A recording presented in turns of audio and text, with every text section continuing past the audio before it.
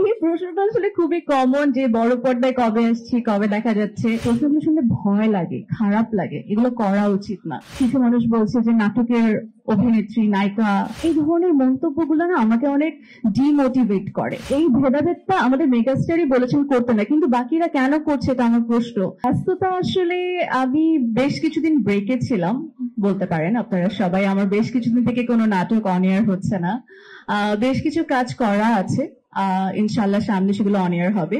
But আমি আসলে একটু ব্রেক নিয়েছিলাম বিকজ আমার কাছে মনে হচ্ছিল যে আমার কাছে নতুন কোনো স্ক্রিপ্ট আসছে না যেটা নিয়ে আমি আসলে আমার দর্শকদেরকে নতুন কিছু উপহার দিতে পারবো।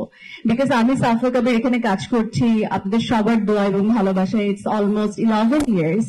সো এখানে তো আমার অনেক কাজ আছে, অনেক নাটক আছে যেগুলো আমি করেছি হচ্ছে ভালো ভালো ডিরেক্টরদের সাথে কাজ করার জন্য। কিছু নাটক আছে আমি করেছি আমার কো আর্টিস্টকে সাপোর্ট করার জন্য।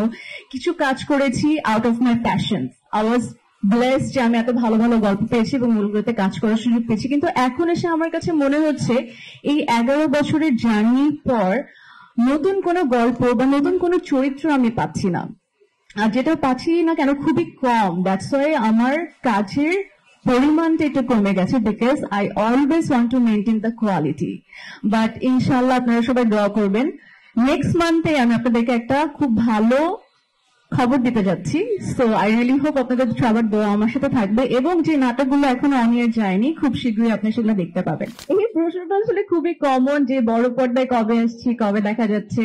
আমি নিজেকেও আসলে দেখতে চাই, কিন্তু সামহাও না এখন একটু ভয় হয়। আমার কাছে মনে হয় যেভাবে আমাদের নাটকে এত ভালো ভালো অভিনেত্রীরা সিনেমা করছেন, এন্ড তাদের একটা সিনেমা বের হওয়ার আগে তাদেরকে দেখা যাচ্ছে কিছু মানুষ বলছে যে নাটকের অভিনেত্রী, নায়িকা, এই ধরনের মন্তব্যগুলো না আমাকে অনেক ডিমোটিভেট করে। সো আই রিয়েলি হোপ আপনারা এটা করবেন না, কারণ আমাদের আর্টিস্টরা তো আসলে এক একটা পর্যায় থেকে আরেকটা পর্যায়ে যেতে চায়। আপনাদের উৎসাহ, ভালোবাসা কিন্তু আমাদের সবার দরকার।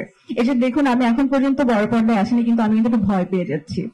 অ্যাট দ্য সেম টাইম আমি আমার বাকি সব নাটকের আর্টিস্টদেরকে বিগ স্যালুট জানাই, because they have all the courage এবং তারা এই প্রশ্নগুলোর সম্মুখীন হয়েও হার্ডওয়ার্ক করে তারা সামনে এগিয়ে যাচ্ছেন এবং আমি তাদেরকে অনেক অনেক স্যালুট জানাই। And at the same time আমি আপনাদের সবাইকে বলতে চাই, আমরা সবাই না সবাইকে সাহায্য করি, উৎসাহিত করি, পাশে থাকি, সাপোর্ট করি, এভাবেই তো আমরা আসলে সবাই একদিন বড় হব।